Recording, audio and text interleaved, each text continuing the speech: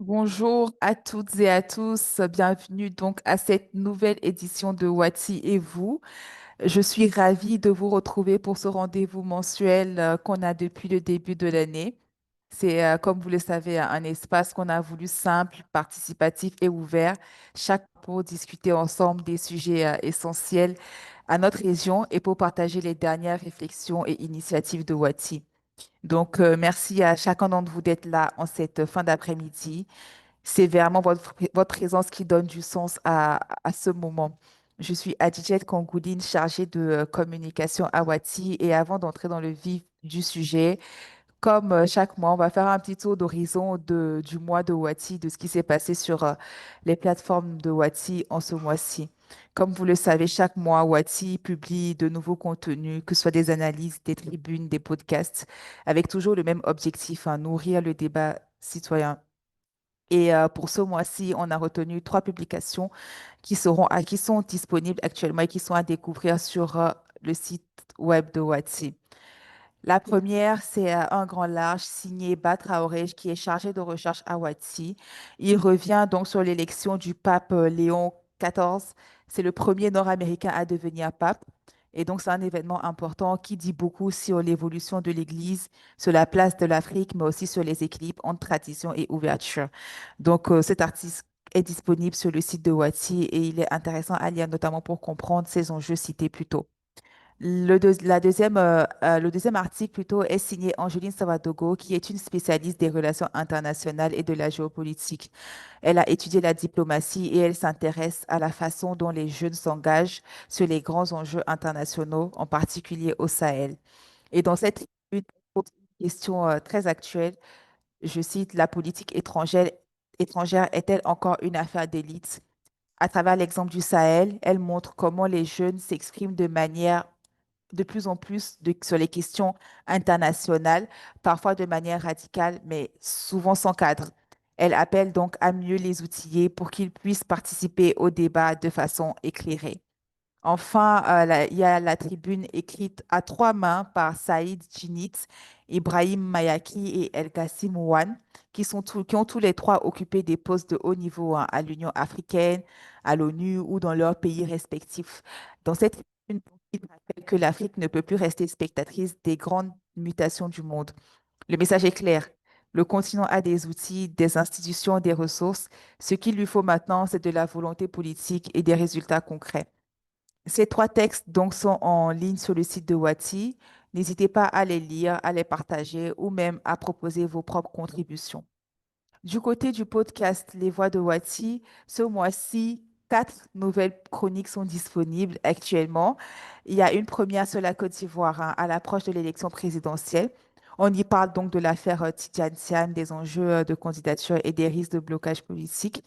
Il y a une seconde chronique autour de Frantz Fanon à l'occasion de la sortie d'un film sur sa vie, l'occasion donc de réfléchir à sa pensée toujours actuelle et à notre propre responsabilité collective.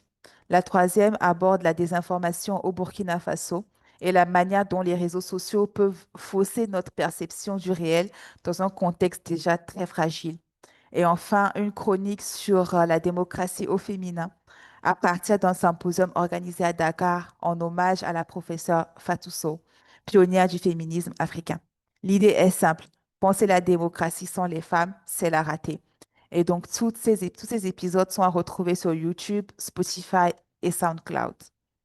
À présent, sur notre thème du jour, les 50 ans de la CEDEAO, avec une tribune de Gilles Abi, qui sera notre hôte du jour. Face à la menace de la désintégration régionale, la résignation n'est pas une option. Même si elle a été écrite en 2024, cette tribune reste plus que jamais d'actualité, hein. Elle aborde les tensions entre États, les retraits annoncés, le recul de la démocratie et la perte de confiance dans l'idée d'intégration régionale. Gilles Yabi, qui est le directeur exécutif de Wati, y pose une question centrale. Peut-on encore croire en une CEDEAO démocratique et utile aux citoyens? Trois idées fortes sont à retenir. La première est que la CEDEAO ne peut pas fonctionner sans l'engagement réel de ses États membres. Elle reflète la volonté ou l'absence de volonté des gouvernements qui la composent. Ensuite, beaucoup de citoyens ne connaissent pas vraiment la CEDEAO et c'est un problème. On ne peut pas défendre ce qu'on ne comprend pas. Il faut parler de son histoire, de son rôle, de ses réussites, mais aussi de ses échecs.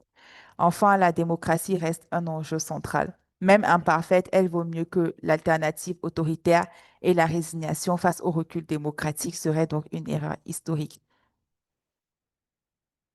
Cette nous rappelle que nous avons encore le choix, celui de construire ensemble une Afrique de l'Ouest forte, solidaire, unie, ou celui de laisser chaque pays se replier sur lui-même. Et ce choix, il se joue maintenant.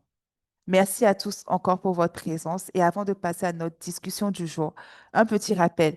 Vous pouvez interagir à tout moment via l'onglet discussion. Vos questions et remarques seront partagées pendant l'échange. Donc, laisse maintenant la parole à Mariam Sissé, chargée de recherche senior Awati, pour lancer notre conversation du jour avec Gilles Yabi.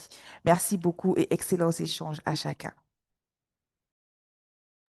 Merci Adi, bonsoir à toutes et à tous. C'est avec un plaisir que nous vous recevons, comme Adi l'a rappelé, à cette discussion du mois avec Wati.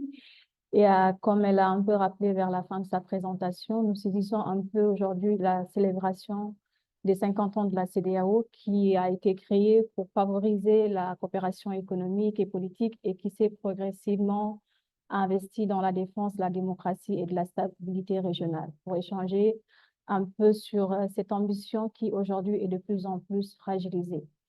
Entre coups d'État, transitions politiques qui sont prolongées, perte de confiance des citoyens, surtout à l'égard des institutions, crise de légitimité des gouvernements élus, l'idée même de démocratie aujourd'hui semble être remise en cause, parfois au nom de la souveraineté ou de l'efficacité tout simplement. Et donc, dans ce contexte, la question qu'on se pose, c'est faut-il renoncer à cette ambition démocratique en Afrique de l'Ouest? Est-ce un idéal qu'il faut redéfinir, adapter ou carrément dépasser? Et donc, pour y voir un peu plus clair, nous allons avoir environ 1 heure de discussion avec le docteur Juliabi, qui est analyste, mais aussi le directeur exécutif de Wati. Et cette partie de discussion un peu où il va nous partager ses analyses seront suivies d'une partie d'échange ouvert avec les participants. Et comme Adi l'a rappelé, qui pourront apporter leur contribution directement ou tout simplement poser des questions qui sont répondues par le docteur Giliabi. Donc, Gilles, peut-être pour un peu ouvrir la discussion, la première question que je vais te poser sera un peu plus en rapport avec les défis actuels de la démocratie en Afrique de l'Ouest et surtout avec le rôle de la CEDEAO. Comment est-ce que la CEDEAO, elle est passée d'un objectif initial essentiellement économique à une ambition plus large de promotion de la démocratie et de la bonne gouvernance dans cet espace-là? Et quelles ont été les avancées, les limites et les contradictions surtout de son action dans ce domaine? Merci, Mariem, et bonjour, bonsoir, bon après-midi à toutes et à tous, hein, où que vous soyez, sur le continent ou ailleurs. Un grand plaisir chaque fois de vous retrouver et d'avoir ces moments d'échange. Aujourd'hui, 28 mai, effectivement, 50e anniversaire de la création de la CEDEAO, donc un moment très particulier. Évidemment, on le sait, c'est en même temps une célébration, mais aussi l'année du départ simultané de 3 pays. Donc, on voit bien que l'ambiance n'est pas qu'à la célébration joyeuse. Mais je pense que c'est vraiment important de parler à la fois de la CEDEAO, de l'intégration régionale, de la vision qui est incarnée par l'existence même de cette organisation et de parler en particulier du défi démocratique qui est peut-être le plus important, le plus contesté aujourd'hui par rapport à l'agenda d'intégration, notamment économique et des autres aspects qui ne semblent pas faire l'objet de controverses particulières. Et c'est aussi, je pense, la raison pour laquelle on a décidé de parler en particulier de l'agenda démocratique pour se poser la question aujourd'hui, effectivement, compte tenu des tensions, des coups d'État, des contestations, même parfois dans les pays qui sont encore des démocraties formelles, contestation même du principe démocratique ou du choix de l'option démocratique. Il me semblait important d'avoir cette conversation. Par rapport à la question, Mariem, sur l'évolution de la CEDEAO, je crois que il faut effectivement souligner qu'au départ, on avait cette idée d'intégration économique portée par les pères fondateurs, notamment les deux du Togo et du Nigeria, le général Gowon à l'époque, qui est le seul survivant parmi les pères fondateurs de la CEDEAO, et le général Yassine Adema du Togo, qui ensuite ont entrepris les autres chefs d'État à l'époque pour proposer l'idée de cette communauté, avec effectivement comme élément central l'intégration économique, d'où le nom Communauté économique des États d'Afrique de l'Ouest. Mais je crois qu'il faut aussi se rappeler qu'on sortait non seulement de la décolonisation, mais aussi, par exemple, du conflit interne au Nigeria, la sécession du Biafra. Et c'était en 1975 aussi l'occasion pour le Nigeria de prendre ses responsabilités un peu en termes de leadership régional, en ayant réussi à sortir de ce conflit qui était extrêmement meurtrier, qui aurait pu en fait changer totalement la face du Nigeria et la face de la région. Euh, L'évolution, je pense, principale, c'est l'évolution qui a consisté à dire on a une intégration économique, mais on a aussi besoin d'abord d'éléments de paix et de sécurité. Et c'est vrai qu'on pense tout de suite au conflit dans les années 90, Libéria, Sierra Leone, et à la création à cette époque de l'ECOMOG, qui est donc la force de maintien de la paix de la CEDEAO. Mais en fait, bien avant cela, 3 ans seulement après la création de la CEDEAO, on avait déjà un premier acte qui n'avait rien à voir directement avec l'économie, mais qui avait à voir avec la défense, en fait. Donc, il y a eu un premier accord, au fond, pour s'assurer justement de construire un espace de sécurité collective. Et il y a eu encore en 1978 et ensuite 1981 un deuxième acte qui a consisté à avoir un accord justement d'assistance dans le domaine de la défense. Donc, très tôt, en réalité, après la création de la CEDEAO, on avait déjà des éléments qui avaient plutôt à voir avec la sécurité collective et donc, en fait, avec les questions politiques. Et je pense que c'est important de le rappeler et de rappeler aussi que partout, l'intégration, même économique, est peut-être d'abord un élément de paix. En Europe, c'est aussi la construction de l'Europe a été un moyen de fermer la page des tensions et de la guerre mondiale et au fond de créer un sentiment d'avoir un futur ensemble. Et je pense qu'en Afrique de l'Ouest, c'était la même idée, intégration économique, mais cela permet de renforcer les liens des États entre les sociétés, entre les pays, entre les populations et finalement de diminuer le risque de conflit, notamment entre États. Et sans doute, on l'oublie peut-être souvent, l'un des éléments très positifs de la CEDEAO, c'est qu'évidemment, en Afrique de l'Ouest, on a quand même connu très peu de conflits entre États. On a des conflits internes, mais on a très peu de conflits entre États. Et ce n'est pas le fait du hasard, c'est précisément parce qu'il y a cette culture, disons, de la paix qui était véhiculée aussi par l'intégration économique. Mais le moment clé de la première évolution vers des dispositifs de paix et de sécurité, c'est 1999, puisque lorsque la CEDEAO intervient au Libéria, en Sierra Leone avec les Comores, en fait, elle n'a pas encore vraiment les instruments, elle n'a pas les textes qui lui permettent en réalité d'intervenir, mais elle était face à une situation extrêmement difficile et le Nigeria notamment avait pris ses responsabilités aux côtés des autres États pour intervenir militairement avec des coûts humains très importants et des coûts financiers très importants portés par le Nigeria et par d'autres États de la région. Mais c'est en 1999 qu'on a le premier mécanisme de règlement de conflits et de paix et de sécurité qui est adopté donc par la conférence des chefs d'État. Et ce mécanisme de 1999, c'est lui qui détermine en fait toutes les conditions d'intervention de la CEDEAO, y compris sur le plan militaire lorsque c'est nécessaire, mais aussi tout le dispositif de médiation, de suivi de la situation dans les États membres, de manière à prévenir les conflits et lorsqu'il y a un conflit, à pouvoir s'en saisir.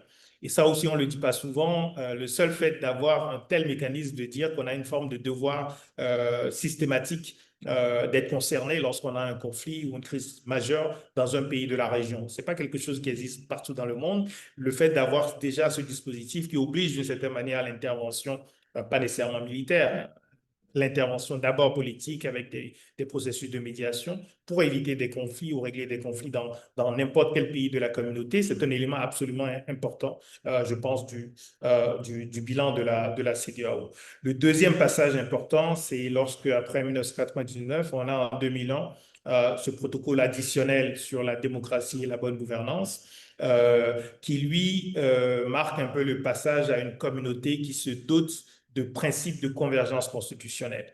Et là aussi, il y a une logique. Aujourd'hui, certains contestent cela, se demandent pourquoi est-ce que la CEDEAO intervient dans des affaires internes. En fait, c'est une très mauvaise compréhension de l'idée d'une communauté. S'il n'y a pas du tout d'abandon de souveraineté, s'il n'y a pas de légitimité à intervenir dans des affaires internes, évidemment, il ne peut pas y avoir de justification à l'existence d'un protocole sur la démocratie et la bonne gouvernance, et même le protocole de 99. Donc, il y a vraiment un principe de légitimation, disons, d'une intervention de la communauté économique. Et le protocole de 2001, il consiste à dire, au fond, les conflits dans la région sont en grande partie liés à la compétition pour le pouvoir autour des élections, ou lorsqu'on on a eu des rébellions armées à nouveau au Libéria, en Sierra Leone, etc. Donc, un élément très important qui est un élément politique. Et au fond, donc, une manière de régler cela, de prévenir d'autres conflits dans la région, c'est de faire en sorte qu'on s'entende sur un certain nombre de principes de base sur l'organisation politique des États de la région. Et c'est ça qui a justifié l'élaboration de ce protocole additionnel. Et lorsqu'on dit additionnel, ce n'est pas parce qu'il n'est pas important, c'est additionnel au mécanisme de 1999. Donc, c'est une forme de complément du mécanisme de 1999 qui était centré sur les questions de paix et de sécurité, avec cette logique à nouveau qui consiste à dire que pour avoir la paix et la sécurité de manière durable en Afrique de l'Ouest, il faut aussi avoir notamment les principes d'état de droit, le principe de démocratie, c'est-à-dire qu'on définisse partout dans la région que l'accession au pouvoir se fait par des moyens constitutionnels et notamment par des élections, et on définit un certain nombre de règles qui, autour de l'idée à nouveau d'état de droit, de justice indépendante, d'équilibre des pouvoirs, de soumission des militaires à l'autorité politique, etc. Donc, c'est un peu les deux grandes étapes. C'est paix et sécurité en plus de l'intégration économique et de la liberté de circulation. Et ensuite, principe de convergence constitutionnelle. D'ailleurs, voilà, je pourrais peut-être présenter quelques éléments du protocole additionnel parce que je crois que beaucoup critiquent aussi largement la CEDEAO, y compris ce protocole, sans nécessairement avoir pris le temps de le lire.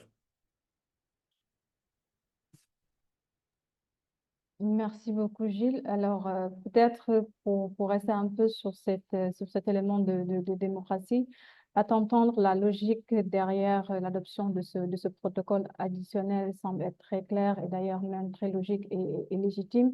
Mais aujourd'hui, face au coup d'État récent qu'on connaît dans la région, aux modifications constitutionnelles qui sont controversées, au retrait de certains pays, tu le rappelais au début du propos, de la CEDEAO, le Mali, le Burkina Faso et le Niger. Est-ce qu'on peut aujourd'hui espérer consolider cette démocratie-là à travers les mécanismes de la CEDEAO? Oui, alors je crois qu'il faut regarder en face la situation aujourd'hui dans la région. Et c'est clair que les coups d'État militaires sont un élément déterminant euh, de la, aujourd'hui de la dynamique politique dans la région et de ce qu'on peut qualifier de régression démocratique, même s'il faut nuancer et regarder spécifiquement pays par pays pour pouvoir savoir si on a un recul ou si on a en fait une situation qui n'était déjà pas, qui n'a jamais été consolidée sur le plan de la démocratie. Mais ce que je voudrais surtout dire d'abord, c'est que la CEDEAO elle n'a pas vocation à se substituer aux dynamiques politiques internes. C'est un peu souvent comme si on imaginait que la stabilité d'un pays européen, que la construction de l'État, la construction des forces de défense et de sécurité, que tous ces éléments si la France ou l'Allemagne ou d'autres pays européens avaient cette stabilité, que c'était à cause de l'existence de l'Union européenne. Non, c'est d'abord parce qu'il y a un processus de construction nationale, construction politique, construction de l'État, construction de l'appareil de défense et de sécurité, et cette construction de l'économie aussi. C'est tout ça qui est d'abord déterminant dans la trajectoire individuelle de chacun des pays de la région. La CEDEAO est une organisation intergouvernementale au départ. Son autorité suprême, c'est la conférence des chefs d'État et de gouvernement. Et toute organisation de ce type repose sur les États membres, sur le leadership politique au niveau des États membres et sur la capacité d'action des États membres. Et donc, lorsque la CEDEAO adopte le protocole additionnel en 2001, les principes de convergence constitutionnelle ne remplacent pas les éléments qui sont dans les constitutions. En fait, la plupart de ces principes sont déjà dans les constitutions des pays d'Afrique de l'Ouest. Ce que le protocole fait, c'est de dire ce n'est plus simplement un choix national, ce n'est plus le choix de chaque pays, au fond, d'adopter la démocratie et d'adopter l'état de droit. On érige ces principes en principes de convergence au niveau de l'ensemble de l'Afrique de l'Ouest. Donc, c'est une forme de protection supplémentaire, finalement, de dispositifs qui étaient déjà dans les constitutions, qui sont pour la plupart des constitutions tout à fait démocratiques. C'est la réalité qui n'est pas démocratique, mais les constitutions de la région sont aujourd'hui toutes des constitutions qui affirment la démocratie. Alors, évidemment, à l'exception des situations justement d'exception aujourd'hui dans les pays du Sahel, mais même dans ces pays-là, je note que le Mali a quand même, sous régime militaire, fait adopter une nouvelle constitution par référendum, une constitution qui est totalement valide les principes de démocratie, d'élection, etc. La réalité est très différente, mais le principe, même au Mali, il est préservé. Dans les autres pays, on ne sait pas ce qui va se passer. Pour l'instant, effectivement, il n'y a pas d'élection, ce n'est pas la priorité, mais il n'y a pas une décision claire de dire on ne veut plus de système démocratique. Donc, c'est la consolidation, la construction de la démocratie, c'est d'abord le résultat de l'engagement politique et de l'engagement des citoyens dans chaque État. Le fait d'avoir une organisation qui se dote de principes démocratique, de principe de convergence constitutionnelle, c'est un élément qui permet aux citoyens, aux organisations de la société civile, par exemple, de dire, voilà ce que dit le protocole, cet État est partie du protocole, il viole ces principes, donc on peut aller demander à la commission de la CEDEAO aussi de réagir. Mais à nouveau, c'est une protection supplémentaire, c'est un élément qui va conforter la lutte pour la démocratie et l'état de droit dans chacun des États, mais ce n'est pas du tout un substitut à ces mobilisations. Parce qu'à nouveau, la CEDEAO, c'est quoi? Ce sont des institutions, la conférence des chefs d'État, les réunions des ministres. Vous avez ensuite une institution comme le Parlement communautaire, qui n'est pas directement issu de l'élection dans les pays, mais qui est issu des parlements nationaux. Vous avez une cour de justice. Vous avez des agents spécialisés, vous avez une commission qui a le bras opérationnel, mais à nouveau, tout cela ne remplace pas les institutions nationales.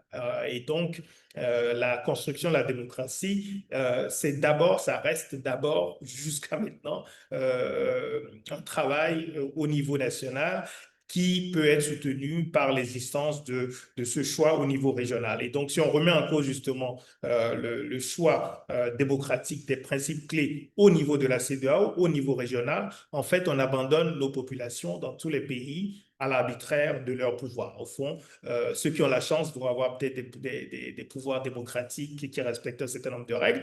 Ceux qui n'en ont pas vont se retrouver sous gouvernance militaire autocratique ou sous gouvernance civile autocratique et sans aucune protection aussi des droits humains. C'est ça, en fait, le véritable enjeu. C'est est-ce qu'on veut d'une région qu'il y ait quand même quelques dispositifs de protection, même s'ils ne sont pas totalement opérationnels, même ils peuvent être améliorés, ou est-ce qu'on veut d'une région où finalement, ben, on revient à une situation où ben, chaque État, chaque dirigeant surtout, fait ce qu'il veut. Il peut arriver au pouvoir par des élections démocratiques et décider de supprimer toutes les institutions de contre-pouvoir ou de les affaiblir totalement et décider d'enlever des personnes, etc. Donc, c'est ça le véritable risque aujourd'hui, au-delà des pays dirigés par des militaires, où on voit bien la réalité des violations des droits humains. Le vrai risque, c'est qu'on ait une extension aujourd'hui de cette tendance à revenir à des pouvoirs totalement autoritaires. Mais justement, par rapport à ces tendances-là, on a quand même remarqué qu'il y a ce corollaire qui est fait entre démocratie, efficacité et souvent prospérité. De nombreux pays africains, quand ils ont adopté des régimes démocratiques libéraux entre les années 80 et le milieu des années 90, c'est un modèle démocratique qui venait avec une certaine promesse de prospérité, d'éradication de la pauvreté, des maladies, de la fin de la corruption et des violations des droits de l'homme. Mais aujourd'hui, après toutes ces années quand même, la question se pose si cette expérience démocratique qui pour certains a été quand même imposée, a-t-elle réellement changé le destin des populations? Et la démocratie telle qu'elle est pratiquée aujourd'hui en Afrique de l'Ouest, en tout cas, peut-elle réellement permettre de répondre aux besoins et aspirations des populations? Parce que fondamentalement, il s'agit de ça. Oui, c'est une question centrale. De mon point de vue, ça appelle à deux réponses. La première consiste à dire au fond que la démocratie n'est pas un moyen d'atteindre des résultats économiques, sociaux, d'atteindre des résultats en termes de développement économique ou de développement humain. Je crois que ça, c'est un élément très important. C'est d'abord un choix d'un modèle d'organisation politique de la société qui consiste à dire on veut qu'il y ait un lien entre les populations et les personnes qui prennent des décisions au sein de ces populations-là, un lien entre ceux qui gouvernent, ceux qui sont élus et les citoyens. C'est ça l'essence en fait du mot démocratie, hein, la démocratie par le peuple, pour le peuple. C'est ça le principe fondamental. Le reste, ce sont des modalités. C'est comment est-ce qu'on fait en sorte qu'effectivement ce lien soit créé? Comment est-ce qu'on fait pour que les populations puissent choisir elles-mêmes leurs dirigeants? C'est là où il y a tout le travail ensuite sur les institutions, sur les élections, etc. Mais le principe de base, c'est cette relation entre les gouvernants et les gouvernés. Le principe de base, c'est cette relation entre les citoyens et ceux qui, à un moment donné, prennent les décisions au nom des citoyens. Et donc, comme je disais, c'est d'abord un choix d'organisation politique et quasiment un choix de société. Ce n'est pas juste un moyen. Si on considère que le développement, ce qui est elle-même une notion en réalité controversée, hein, très discutable, qu'est-ce qu'on met dans le développement? On n'y met pas tous la même chose. Il y a des auteurs économistes, prix Nobel, Amartya Sen notamment, qui a bien expliqué en quoi est-ce que le développement peut être l'extension des capacités, ce qu'il appelle capacité, c'est au fond la capacité finalement pour chacun de choisir ses chemins de vie. Donc c'est un lien très direct avec la liberté. Et donc tout dépend de ce qu'on met par développement. Si on n'y met que la croissance économique ou l'amélioration des conditions matérielles, la démocratie n'est pas conçue d'abord pour atteindre ce résultat-là. La deuxième question qu'il faut se poser et qui est posée par les chercheurs depuis très longtemps, c'est le lien entre démocratie et développement. Donc, une fois qu'on a dit, d'abord, on peut choisir la démocratie indépendamment de ce que cela implique en termes de résultats économiques, on peut bien sûr se poser la question, est-ce que le choix de l'option démocratique favorise ou pas le développement économique? Il y a là aussi énormément de travaux de chercheurs, de travaux empiriques, de théories qu'on peut faire. On peut montrer afficher un certain nombre d'arguments pour lesquels on pense que la démocratie va favoriser le développement économique, parce qu'il favorise la liberté, parce qu'il est participatif, parce qu'il permet à chacun justement de participer à la vie politique, à la vie sociale et donc aussi à la vie économique, parce qu'il met un certain nombre de règles en place, parce que la démocratie est difficile à concevoir sans l'état de droit, donc sans un certain nombre de règles également qui vont protéger les individus et les biens. Donc, il y a beaucoup d'arguments qui militent en faveur d'un lien positif entre le fait de choisir la démocratie et l'état de droit et le fait d'avoir plus de progrès économique et social. Euh, mais en même temps, il y a des arguments qui vont dans le sens inverse, et il faut le dire. Si la démocratie signifie des institutions, ça signifie des institutions de contre-pouvoir, ça signifie du débat politique interne au niveau même de ceux qui sont au pouvoir, et ça suppose aussi du débat public, je dirais, externe, avec l'écoute de la société civile, des citoyens, les médias, les groupes d'intérêt qui vont aussi pouvoir faire pression en démocratie. Donc, vous avez un processus qui est beaucoup plus complexe de prise de décision et vous avez un processus, en fait, qui forcément va être plus long. Pour prendre des décisions dans un système démocratique, bah, déjà, généralement, il faut passer par le Parlement. Donc, le président ne peut pas se lever parce qu'il n'est pas un roi pour effectivement prendre une décision majeure. Et donc, on voit bien que ça peut être une forme d'inconvénient pour les systèmes démocratiques parce que ben, c'est plus lent. Ça demande de la discussion. Mais ça implique beaucoup plus de monde dans le processus. On peut penser que les résultats vont être plus durables et plus profitables à une partie plus importante de la population. Mais en même temps, à nouveau, il faut reconnaître qu'un roi ou un autocrate, un dictateur, ben, il est beaucoup plus rapide, il peut être beaucoup plus efficace. S'il prend les bonnes décisions, ça peut avoir produit des résultats spectaculaires, probablement plutôt à court terme et peut-être pas à moyen et à long terme. Mais évidemment, si vous tombez sur le mauvais dictateur, sur le mauvais roi, vous avez là, vous faites prendre à votre pays un risque absolument énorme parce qu'évidemment, autant on peut rapidement avoir des résultats, autant on peut encore plus rapidement détruire un pays. Donc, pour moi, la véritable différence, elle est là. C'est le degré de prise de risque. Mais à nouveau, il y a des arguments qui militent en faveur d'un lien positif en démocratie et développement, et il y a des arguments qui militent en faveur d'un lien négatif en démocratie et développement. Je peux élaborer davantage parce que je pense que aujourd'hui, il faut regarder aussi les failles de chacun des systèmes. À nouveau, je pense que la faille du système autocratique est assez claire. C'est une prise de risque maximale. De temps en temps, c'est la roulette russe. Alors, vous pouvez tomber sur un dictateur éclairé. C'est arrivé historiquement, ça peut arriver. Vous avez aussi des systèmes autocratiques qui sont très institutionnalisés, qui ne sont pas démocratiques, mais avec des institutions fortes, stables. Bon, c'est la Chine, hein, par exemple, parti unique, mais un parti qui est très institutionnalisé, qui organise d'ailleurs la rotation des dirigeants. Bon, là, avec l'actuel président chinois, c'est un peu différent, puisque effectivement, on met en cause cette alternance qui était tout à fait réelle dans le système chinois, mais vous n'avez pas voilà, de choix au niveau des citoyens de différents partis, ils ne choisissent pas directement les dirigeants, mais vous avez un parti qui est très institutionnalisé, un système politique qui est très institutionnalisé et qui permet effectivement d'avoir des résultats économiques spectaculaires. La Chine a sorti des millions de personnes de la pauvreté, c'est absolument incontestable. Donc, vous avez des cas de ce type-là qui montrent qu'effectivement, ben, on peut avoir du résultat en termes de développement économique sans être une démocratie et sans avoir, disons, les éléments classiques de l'état de droit et la liberté de la presse, des médias, etc. Mais au niveau de la démocratie, moi, je vois un certain nombre de problèmes majeurs, même pour les démocraties, je dirais, qui fonctionnent bien, de vraies démocraties, pas juste de fausses démocraties, mais même lorsqu'on a de vraies démocraties avec des élections, on voit bien qu'il y a le problème au niveau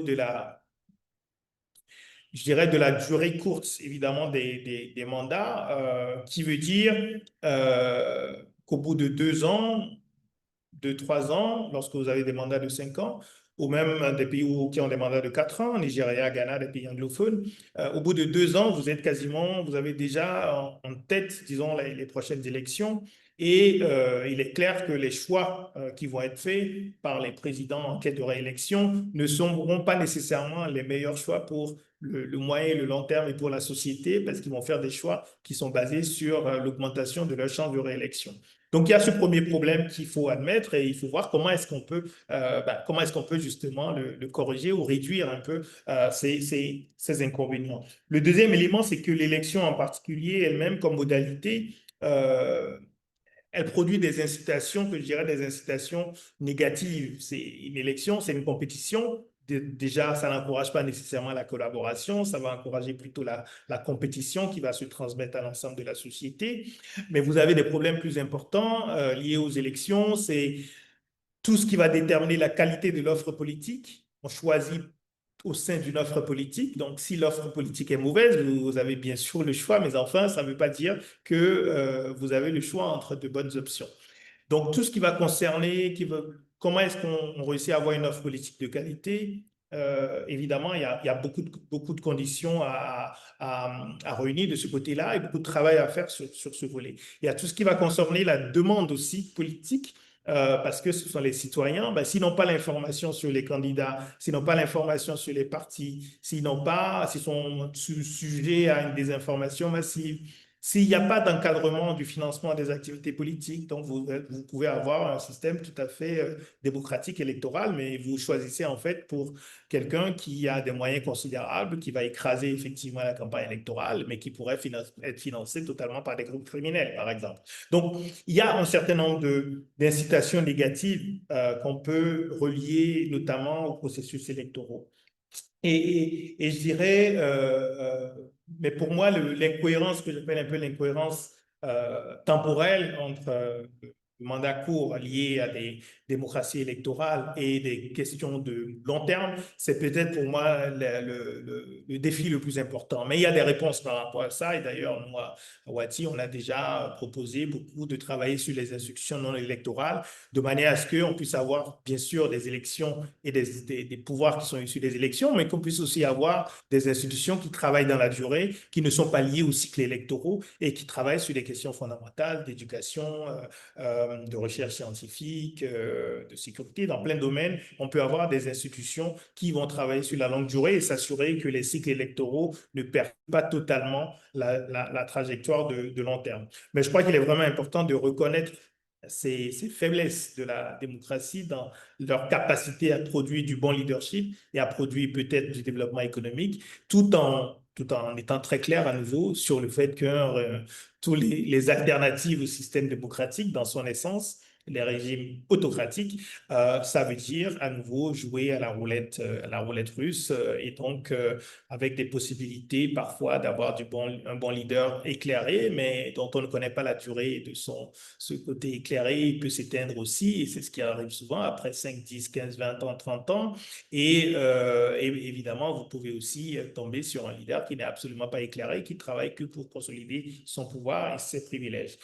Et enfin, la faiblesse aussi de ce système autocratique, c'est que si vous n'avez pas si ce n'est pas formalisé, si ce n'est pas institutionnalisé, ben, vous ne savez pas ce qui va se passer lorsque le leader éclairé, qui est quand même mortel, va mourir. Ben, qu'est-ce qui se passe? Si vous n'avez pas quelque chose qui est institutionnalisé, vous avez quand même une forme de fragilité, je dirais, consubstantielle à ce type de modèle autocratique, alors qu'en démocratie, il y a une forme de visibilité. On sait qu'il peut y avoir des alternances, des changements, mais au fond, il y a une continuité au niveau du respect des règles et les gens savent qu'après 5 ans ou après 7 ans, il y aura un changement de pouvoir, que cela ne changera pas nécessairement, disons, ne bouleversera pas nécessairement l'état du pays.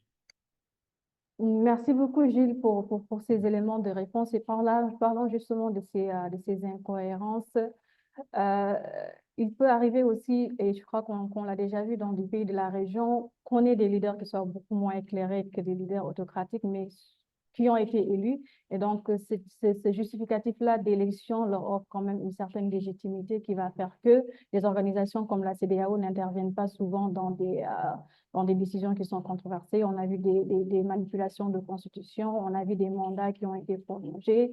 Et donc, dans ce contexte-là, comment est-ce qu'une organisation comme la CEDEAO, par exemple, peut avoir beaucoup plus d'implication, on va dire, dans les régimes démocratiques ou qui se disent démocratiques dans la région, au-delà d'avoir seulement ce regard sur le processus électoral?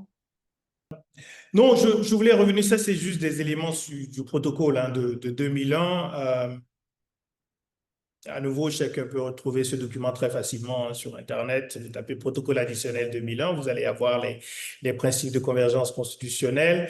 Et je pense que c'est vraiment important de les voir et de voir justement, de constater que tout ce qui est dans ces principes de convergence constitutionnelle, bah, ce sont des éléments qui sont tout à fait compatibles avec ce qu'il y a dans les constitutions de pays démocratiques, que ce soit sur le mode d'accession au pouvoir ou sur la soumission de l'armée aux autorités politiques élues et un certain nombre de protections aussi des droits humains.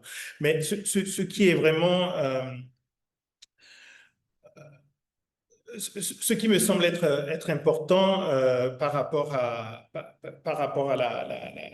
la question de la démocratie de la CEDEAO, et je pense que je le voyais déjà aussi dans un des commentaires, la démocratie, c'est pas que la démocratie électorale.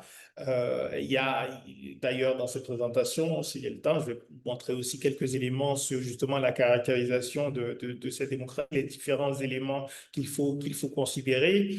Je crois que la faiblesse principale jusque-là a été justement de mettre l'accent sur la dimension électorale qui prend beaucoup de place dans le protocole. Et d'ailleurs, c'est sur les élections que vous avez aussi dans le protocole additionnel une des missions très claires qui sont dévolues à la commission de la CEDEAO en termes justement d'envoi de missions, des missions électorales. Vous avez aussi dans ce protocole des règles justement pour ne pas changer tout ce qui concerne l'organisation des élections moins de 6 mois après les élections. Donc vous avez beaucoup d'accent sur les élections et peut-être pas suffisamment sur toutes les autres dimensions d'équilibre de pouvoir, de justice, etc. Donc là, je vous montre la section sur les élections et vous avez des éléments sur les organes chargés des élections qui doivent être indépendants, etc. Vous avez des éléments sur le système d'état civil pour permettre au maximum de citoyens de s'inscrire. Vous avez des éléments sur le contentieux électoral et vous avez donc cette section sur l'observation des élections et l'assistance de la CEDEAO en matière électorale. Et vous avez aussi à la fin les sanctions qui sont prévues. Mais si vous voulez, tous ces dispositifs reposent beaucoup sur le respect dans les États membres des institutions indépendantes. Donc, si vous n'avez pas de cour constitutionnelle ou de conseil constitutionnel qui veille au respect strict des principes constitutionnels, ben, vous pouvez avoir... vous pouvez changer de position, vous pouvez faire toutes sortes de manipulations. Dès lors que c'est validé par le Conseil constitutionnel, la Cour constitutionnelle ou l'équivalent en termes de juridiction constitutionnelle d'un État membre, la CEDEAO ne peut pas aller à l'encontre de cela. Et on voit bien, il y a beaucoup de critiques depuis les coups d'État pour dire mais pourquoi est-ce que la CEDEAO condamne les coups d'État militaires et ne condamne pas lorsqu'on a des changements de constitution dans certains États pour se maintenir au pouvoir. En fait, sur la base de ce protocole, la CEDEAO ne peut pas, en réalité, interdire à un président de dire ben, moi, je propose une révision constitutionnelle, voire un changement de la Constitution. Je désigne une commission pour travailler là-dessus. Et ensuite, je propose ce projet, même à un référendum ou à une adoption par l'Assemblée nationale. Dès lors que ce processus est théoriquement respecté, il est démocratique, la CEDEAO ne peut pas, elle ne peut rien faire. Elle ne peut pas empêcher un pays de se doter d'une nouvelle constitution, sauf si on passe à un autre niveau encore réellement d'intégration politique où les États membres décident d'accepter vraiment une violation très importante de leur souveraineté et de la transférer à l'échelle régionale. Donc, je crois que dans la grande discussion aujourd'hui sur les réformes de la CEDEAO, on ferait mieux d'abord de faire la distinction entre les réformes au niveau de la Commission, au niveau de la CEDEAO, etc. Il y a des choses à faire, beaucoup de choses à améliorer, mais le vrai problème, c'est les États membres, c'est le fonctionnement politique des États membres. Et sur ça, à nouveau, la CEDEAO en tant qu'institution dont l'autorité suprême est composée des leaders qui ne sont pas désignés par la CEDEAO, mais viennent des processus politiques internes, la CEDEAO ne peut pas, on ne peut pas attendre d'elle qu'elle soit réellement, disons, la force motrice de la protection de la démocratie dans la région. Elle peut appuyer, elle peut consolider et elle devrait faire beaucoup plus au niveau notamment de la Commission et des autres institutions, mais à nouveau, les États membres et les dirigeants, les acteurs de la société civile sont les seuls à pouvoir réellement ancrer davantage les systèmes démocratiques et l'état de droit dans leur pays. Merci beaucoup, Gilles, pour cette réponse qui, je le vois, va donner plusieurs questions dans les commentaires. Ça a déjà commencé. Peut-être rappeler aussi aux participants qui sont en train de nous suivre que vous pourrez poser vos questions directement sur la boîte questions et réponses ou au moment où la parole sera donnée aux participants de lever la main directement pour la prendre. Parlons justement de cette démocratie au-delà de comment est-ce qu'on la voit aujourd'hui en Afrique de l'Ouest et du rôle que la CEDEAO joue dans sa consolidation. C'est un idéal qui est souvent assimilé à des valeurs occidentales, ce qui a conduit et qui conduit toujours des débats sur son applicabilité dans des contextes africains. Et comment est-ce que toi, tu vois aujourd'hui s'il faut réadapter cette adaptation-là ou s'il faut redéfinir cette redéfinition du concept même de démocratie dans nos paysages aujourd'hui sociopolitiques ouest-africains? À nouveau, aujourd'hui, malgré les reculs, malgré le sentiment qu'on a que le soutien à la démocratie n'est pas important sur le continent, toutes les enquêtes d'opinion montrent qu'on a encore un soutien solide des populations africaines au système démocratique dans ces éléments fondamentaux. Ce document d'Afrobaromètre de l'année dernière qui faisait un peu une forme de synthèse des enquêtes en regardant aussi la trajectoire sur une dizaine d'années, on voit bien qu'on est encore à peu près à 2 tiers des Africains qui disent préférer la démocratie à tout autre système de gouvernement. On a de fortes majorités qui rejettent la dictature, 80%, le régime à parti unique à 78%, le régime militaire 66%. Évidemment, ça, ce sont des données qui voilà, sont des moyennes pour une quarantaine de pays africains. Il va y avoir des différences importantes d'un pays à l'autre. Mais on voit quand même globalement qu'on a un soutien qui reste très, très clairement en faveur de la démocratie, par opposition en tout cas à tout ce qui incarne des régimes autoritaires. Mais on voit que dans le temps, on a une baisse de ce soutien à la démocratie, notamment sur 30 pays, on a une baisse de 7 points de pourcentage de soutien à la démocratie. Et dans ce rapport, on voyait que dans un pays comme l'Afrique du Sud, on avait 29 points de chute du soutien à la démocratie, et dans un pays comme le Mali, on avait 23 points. C'est-à-dire que on a quand même, dans quelques pays du continent, une baisse spectaculaire du niveau de soutien des populations, des gens qui considèrent que la démocratie est la meilleure forme de gouvernement. Mais à nouveau, on reste quand même dans un soutien majoritaire à la démocratie. Et plus de la moitié des Africains, 53%, par contre, se disaient disposés à accepter la prise du pouvoir par des militaires dans le cas où les dirigeants élus abusent de leur pouvoir pour leurs propres intérêts. Donc là, on voit bien que oui, il y a un soutien à la démocratie, mais il y a aussi cette idée que si les autorités élues abusent de leur pouvoir et de cette manière ne le délivrent pas, les populations, plus de la moitié, sont prêtes à accepter une prise de pouvoir par les militaires. Ce qui ne veut pas dire qu'ils sont prêts à accepter un régime militaire durable, un système, disons, avec des régimes militaires. Mais c'est des résultats qui sont, je pense, très importants, et on voit bien que ça, on n'est pas surpris, disons, de ce qu'on voit aujourd'hui dans plusieurs pays lorsqu'on voit, on a cette lecture de la perception de la démocratie.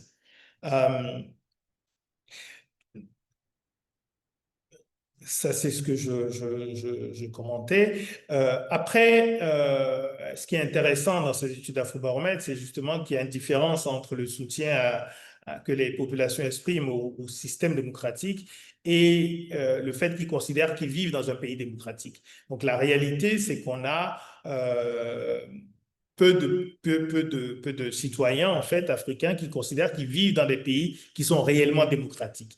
Donc, il y a vraiment différence à faire. Lorsque le président guinéen actuel, à la tribune des Nations Unies il y a quelques années, fait un procès sur la démocratie justement importée, incompatible avec les valeurs africaines, etc., et responsable de tous les maux, il y a peu de gens qui lui ont rappelé que la Guinée a très peu été démocratique dans son histoire. Elle a connu essentiellement un régime dictatorial civil sous Sékou Touré, ensuite régime militaire à Lansana Conté pendant longtemps, et ensuite coup d'État, etc. Donc, en fait, il y a eu une forme de parenthèse d'espoir de démocratie sous Alpha Condé, espoir qui a vite été réduit en cendres par la volonté d'Alpha Condé de rester au pouvoir à travers un changement de constitution. Mais on ne peut pas dire en Guinée, comme dans beaucoup d'ailleurs de pays africains, que les problèmes majeurs, c'est parce qu'ils ont été démocratiques. C'est précisément parce que, en fait, la réalité des pratiques politiques, c'est toujours très éloigné de ce qui était prescrit par leur constitution démocratique. Et donc, on a cette différence vraiment à faire entre la perception du fonctionnement d'un pays, de son système politique, et la préférence des populations pour des régimes démocratiques. Et donc, il faut regarder, voilà, c'est l'offre de démocratie est importante, et c'est du côté de l'offre de démocratie qu'en réalité, on a moins de la moitié des Africains qui disent que leur pays est une pleine démocratie ou une démocratie avec des problèmes mineurs. Donc, c'est à ce niveau-là qu'on a le problème le plus important. Donc, pour revenir à ta question sur la démocratie voilà, à l'occidental qui serait importée, qu'il faudrait remplacer par une démocratie à l'africaine, justement, d'une part, il faudrait montrer que c'est la démocratie dite à l'occidentale le problème. Quels sont les éléments clés de cette démocratie à l'occidentale? Je reviendrai sur ce que je pense de ce terme. Quels sont les problèmes clés et en quoi c'est incompatible avec les sociétés africaines et en quoi c'est incompatible avec ce que nous voulons pour notre futur? Je crois que c'est ça la vraie question. Et généralement, quand on pose cette question, ce n'est pas très clair. On a très peu de réponses où on nous dit, voilà ce qu'on conteste. Est-ce que c'est l'élection le problème? Bon, il y a des problèmes avec les élections, je l'ai dit tout à l'heure. On peut réfléchir sur comment est-ce qu'on fait pour améliorer les processus électoraux et on peut même imaginer d'autres formes. Si on trouve d'autres formes, hein, il y a le tirage aléatoire pour des assemblées. Moi, c'est quelque chose qui est tout à fait imaginable et il y a de vraies raisons pour lesquelles on peut imaginer que pour certaines assemblées, on puisse avoir une modalité alternative aux élections. Bon. Mais il faut qu'on dise en quoi est-ce qu'à nouveau ces principes démocratiques sont incompatibles avec les sociétés africaines. En quoi est-ce que le fait d'avoir des institutions de contre-pouvoir sont incompatibles avec les traditions politiques africaines, sachant que dans beaucoup de sociétés africaines avant la colonisation, il y avait des systèmes même lorsqu'on avait des systèmes avec des rois, etc., on avait toujours un certain nombre d'institutions qui sont en fait des institutions de contrôle ou de limitation de pouvoir. Donc, là encore, est-ce que une démocratie à l'africaine, c'est quoi exactement? Est-ce que c'est une démocratie où il n'y a pas d'institution de contre-pouvoir? Est-ce que c'est une démocratie où il n'y a pas d'état de droit qui l'accompagne, de liberté de la presse, de liberté d'expression? Est-ce que le problème, c'est le fait qu'on ne reconnaisse pas des autorités traditionnelles, par exemple? Mais ça, au Ghana, au Botswana, dans plusieurs pays africains, vous avez dans la Constitution la représentation tout à fait formelle des pouvoirs traditionnels. Donc, il n'y a pas d'incompatibilité. On peut tout à fait décider d'avoir dans l'architecture institutionnelle des institutions qui sont héritées voilà, de notre histoire ou de l'histoire de nos sociétés, en rappelant aussi la diversité de nos sociétés, la diversité des traditions politiques de tous les pays. Si on prend les pays d'Afrique de l'Ouest, même au sein d'un même pays, vous avez des groupes culturels qui avaient des formes d'organisation politique différentes. Donc, qu'est-ce qu'on fait? Est-ce qu'on va éclater les pays et puis avoir des formes d'organisation du pouvoir différentes en fonction des groupes ethniques et des régions? Ou est-ce qu'on se dit, ce qui est important, c'est de trouver un système qui permet de gérer ces diversités ethno-culturelles, linguistiques, dans la paix, avec du dialogue, avec des institutions qui soient démocratiques? Je crois que pour moi, c'est ça la vraie question. Et c'est pour ça que cette opposition démocratie à l'occidentale, démocratie à l'africaine, elle me gêne beaucoup. Et la dernière chose à dire là-dessus, sur la démocratie à l'occidentale, c'est comme si les principes démocratiques étaient, voilà, on les devait à l'Occident en particulier, comme si l'Occident avait toujours été démocratique. On sait très bien que ce n'est pas le cas. Tous ceux qui ont travaillé sur l'histoire des politiques, l'histoire des idées politiques et l'histoire des démocraties montrent très bien en réalité, la démocratie a une construction et d'ailleurs, on peut montrer que ceux qui ont poussé, notamment pour les élections au départ, ne voulaient pas nécessairement d'une vraie démocratie et de la représentation de toutes les couches de la société. C'était seulement une partie de la population qui pouvait voter, etc. Donc, tout ça est très complexe. Et la démocratie, dans son essence, n'est pas forme d'invention occidentale et n'est pas liée à une région particulière du monde. Il y a des éléments de démocratie, d'état de droit moderne qui étaient dans des systèmes dans toutes les régions du monde. Vous pourrez trouver des éléments. Et de toute façon, aujourd'hui, l'impératif, c'est le futur de mon point de vue, c'est quel système politique on pense pour les prochaines générations. Donc, ce n'est pas démocratie à l'africaine versus démocratie à l'occidentale, c'est quel système politique nous permet de créer plus de conditions pour la paix, la sécurité dans nos pays et qui permettent aussi de créer des conditions pour une gouvernance qui va permettre d'améliorer les conditions de vie des populations. Merci beaucoup, Gilles. Et justement, par rapport à ces dernières questions, tu le rappelais au début de propos que fondamentalement, il s'agit de choisir justement ce système-là qui va permettre de répondre aux préoccupations des populations. Donc, c'est un choix à faire. Aujourd'hui, ce choix doit-il forcément être le choix de la démocratie ou pourrait-il exister des alternatives qui soient quand même crédibles et légitimes à cette démocratie représentative-là pour gouverner de manière juste, stable et prospère dans la région? Oui, alors je vais me permettre à nouveau de partager un élément juste pour fixer à nouveau les idées sur, voilà, sur la notion même de ce qu'on entend par démocratie, parce qu'à nouveau, c'est, je pense, le cœur de la discussion. Je ne sais pas si c'est suffisamment clair. Alors, je pense qu'il faut Peut-être que aller en mode je plein sois. écran, oui, Oui, oui, c'est ça. présentation. OK. Voilà. En fait, ici, dans cette image du International IDEA, qui est une institution internationale qui travaille justement sur la démocratie, ça permet juste de voir que, justement, vous avez quatre grands éléments. Vous avez l'élément représentation, et c'est là où, bien sûr, vous avez les élections, vous avez tout ce qui va concerner, toutes les institutions qui vont permettre aux populations d'être représentées, donc le Parlement, le gouvernement, la démocratie au niveau local, les partis politiques, le suffrage inclusif, etc., les élections. Donc, tout le volet représentation, et quand vous parlez de représentation, de démocratie représentative, c'est vraiment à ça que ça fait référence. Après, vous avez tout ce qui concerne les droits. Tout ce qui concerne les droits, c'est les libertés publiques, l'accès à la justice, l'égalité politique, la liberté de la presse, la liberté d'association et de réunion, la liberté de religion, etc. Donc, vous avez tout un volet qui concerne des droits et des libertés. Et on voit tout de suite que ces éléments de droit et de liberté sont essentiels en fait pour que l'élément représentation aussi puisse avoir du sens. Parce que si vous n'avez pas de liberté de réunion, de liberté d'association, de liberté au niveau des médias, etc., en fait, vous n'allez pas en réalité avoir les clés pour participer aux institutions de représentation. Vous avez en tout cas avoir des élections, mais vous n'allez pas avoir l'information qui vous permet de pouvoir former une opinion sur le choix que vous allez faire, par exemple. Donc, il y a un élément très important de complémentarité entre le fait d'avoir un certain nombre de droits et de libertés qui sont protégés et le fait d'avoir, disons, ce système représentatif. Ensuite, vous avez l'élément de participation.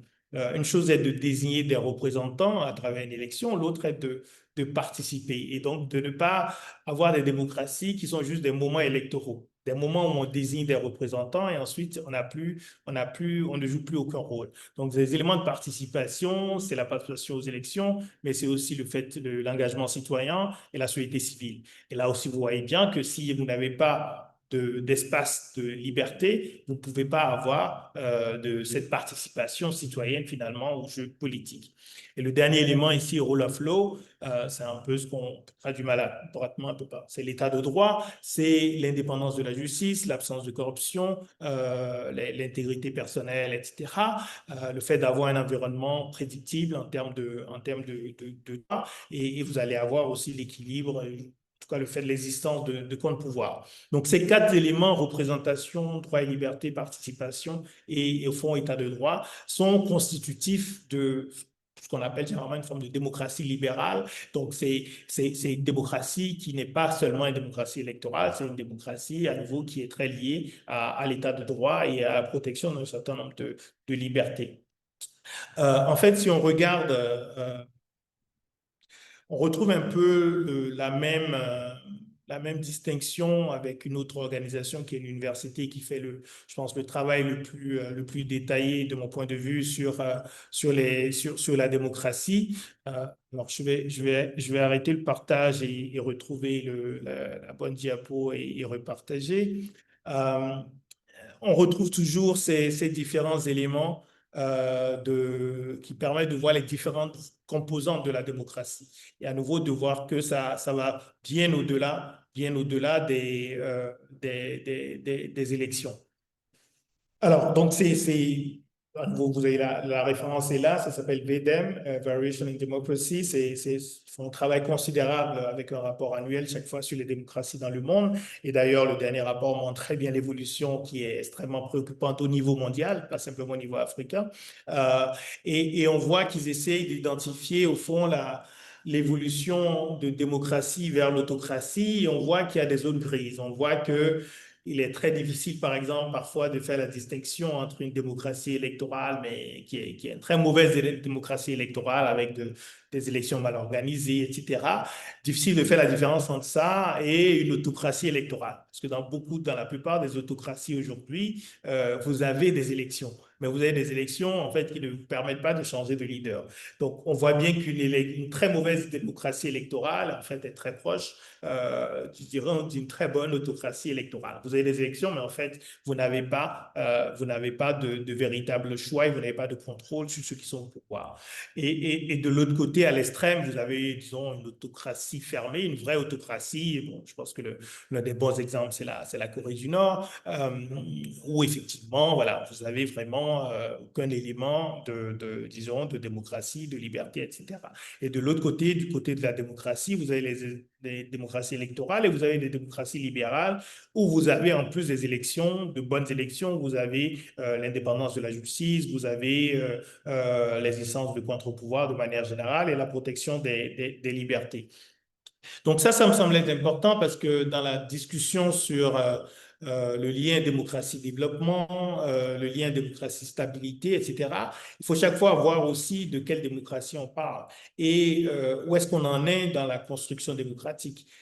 Sachant que ce n'est pas toujours linéaire, parfois on a des pays qui à un moment donné sont arrivés à un stade de démocratie libérale avec beaucoup de protection des libertés, etc. Et on a des régressions, même en Europe. Évidemment, les États-Unis aujourd'hui, on voit bien qu'il y a même une volonté d'opposer la démocratie comme résultat d'élections à l'état de droit. Et on est en train de voir quand même aux États-Unis une tentative d'affaiblissement très concrète des institutions de contre-pouvoir. Donc voilà, tout ça est complexe et émouvant. Et à nouveau, l'Afrique n'est pas du tout aujourd'hui le seul continent concerné par cette tendance politique à ce qu'ils appellent l'autocratisation, c'est-à-dire au lieu d'être en démocratisation, on est dans une forme d'autocratisation dans beaucoup de pays dans le monde et il n'y a qu'une portion très faible en fait des populations aujourd'hui dans le monde qui vivent dans des pays qui sont réellement des pays démocratiques. Merci beaucoup, Gilles, pour ces quelques éléments quand même qui permettent de mieux comprendre la situation. Peut-être une dernière question rapidement avant d'ouvrir l'échange avec les participants, c'est par rapport à la question initiale. Aujourd'hui, renoncer à cette ambition démocratique en Afrique de l'Ouest, on l'a vu, ce n'est pas vraiment une option.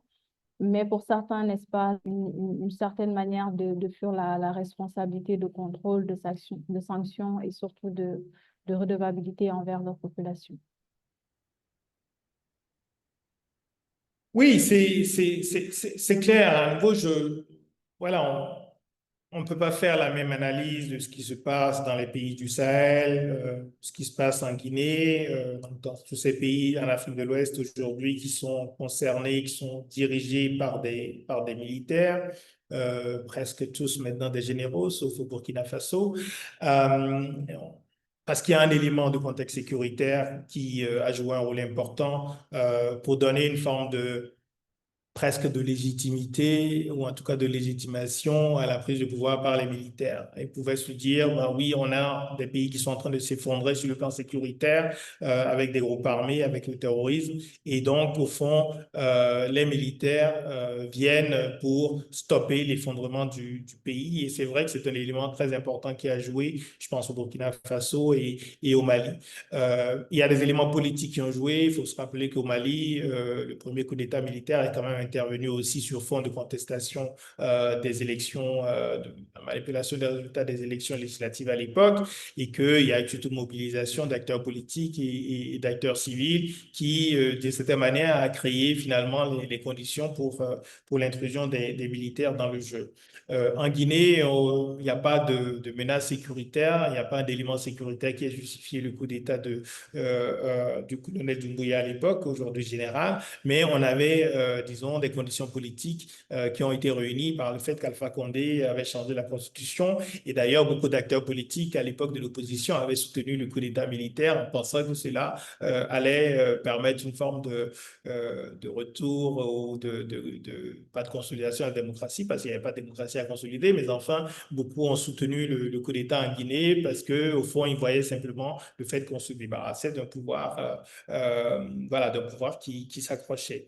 Mais je pense que l'analyse qu'on peut faire de tous ces pays est un peu spécifique, et il y a l'analyse qu'on peut faire d'autres pays de la région qui sont formellement des démocraties. On a des pays qui avaient les meilleurs indicateurs mesurables d'état de droit et de démocratie, qui ont connu une dégradation spectaculaire de ces indicateurs. Je pense au Bénin, par exemple, ce qui à nouveau n'empêche pas d'avoir par ailleurs une perception de croissance économique, de modernisation, etc. Donc, on revient un peu à ce débat, démocratie versus développement, mais à nouveau, je pense qu'il n'y a pas à opposer démocratie et développement, c'est une question de choix, et pour les populations qui ont connu des régimes autoritaires dans la région, la plupart savent ce que c'est et savent très bien qui n'ont pas envie de revenir, de retourner dans cette période-là, et qui n'ont pas envie que leurs enfants vivent à nouveau sous des régimes où l'arbitraire est la règle. Et donc, même lorsque vous avez de la croissance économique, mais lorsque vous pouvez être enlevé à tout moment, vous pouvez être emprisonné à tout moment, voire pire, vous êtes quand même dans une grande insécurité.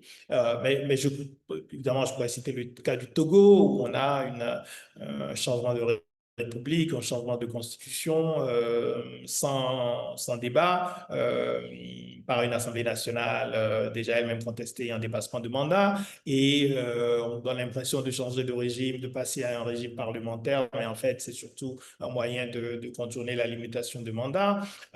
Donc il y a vraiment des situations individuelles qu'il faut regarder de près et qui traduisent, même dans les pays qui ne sont pas sous gouvernance militaire aujourd'hui, en réalité une faible croyance dans la démocratie et dans l'état de droit au niveau de beaucoup de leaders politiques de la région, et malheureusement pas seulement des leaders, mais aussi de beaucoup de gens qui finalement créent les conditions pour que les chefs d'État qui veulent s'accrocher au pouvoir s'accrochent au pouvoir, parce qu'ils perçoivent qu'il n'y aura pas de résistance. Ils perçoivent que finalement, dès lors qu'il y a la possibilité, la promesse de poste, finalement, c'est pas très important de défendre des principes. Donc, on est dans cette situation-là, mais n'oublions pas aussi lorsqu'on parle en Afrique de l'Ouest ou à l'échelle du continent. N'oublions pas le Botswana en Afrique de l'Ouest, n'oublions pas le Cap-Vert, enfin, n'oublions pas le Botswana en Afrique et en Afrique australe, n'oublions pas le Cap-Vert en Afrique de l'Ouest, n'oublions pas l'île Maurice, les Seychelles, beaucoup de petits pays, mais qui sont très hauts dans les classements à la fois de développement humain, mais aussi dans les classements d'indicateurs de démocratie. Et n'oublions pas le Ghana en Afrique de l'Ouest qui a connu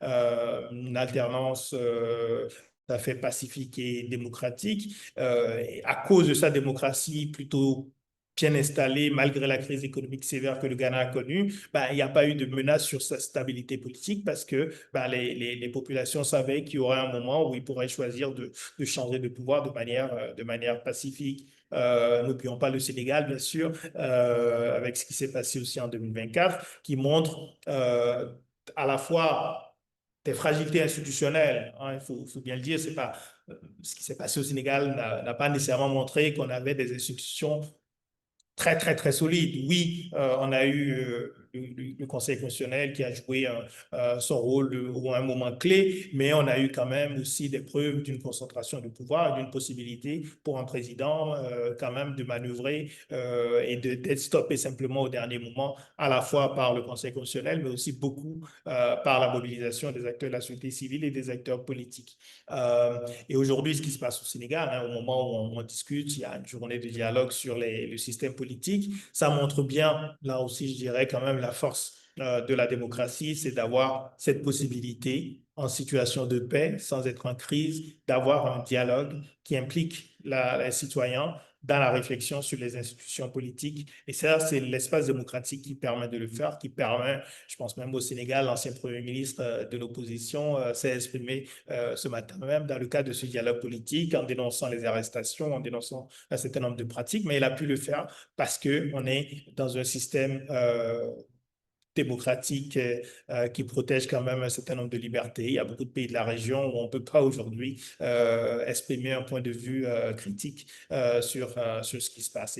Et pour moi, c'est vraiment ça qui est le plus important. Et je vais peut-être terminer sur ça. La réalité des pays du Sahel, et pas seulement aujourd'hui, de la Guinée aussi, c'est des acteurs de la société civile enlevés. En Guinée, par exemple, depuis, je pense, 8 mois ou 9 mois maintenant, totalement disparu, aucune nouvelle. Deux acteurs importants de la société civile. Burkina, c'est des enlèvements aussi d'acteurs de la société civile, du ballet citoyen, de partis politiques également. Certains sont envoyés au front, mais certains sont tout simplement disparus, aucune nouvelle. Au Niger, des acteurs engagés depuis des décennies dans la défense des droits qui sont arrêtés, détenus.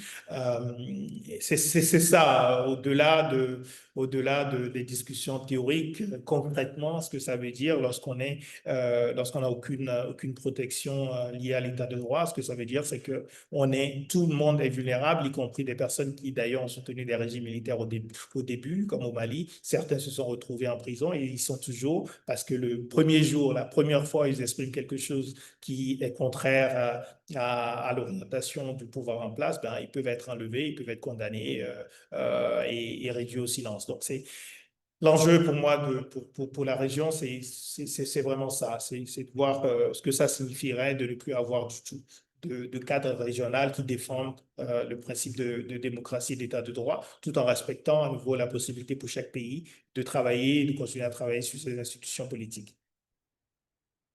Merci beaucoup, Gilles, pour ce moment d'analyse qui est très pertinent. On a encore un moment pour lequel on va permettre aux participants qui le souhaitent d'intervenir en levant la main directement pour que la parole puisse être activée.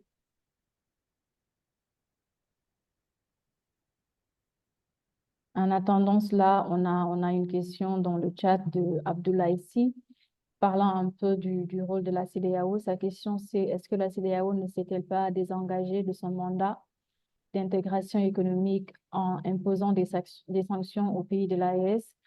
Et enfin, le manque de soutien militaire aux pays en crise depuis 2012 n'est-il pas la cause un peu de ce désengagement de certains pays de la CEDEAO? Oui, alors sur la première question, sur le mandat d'intégration économique et les sanctions.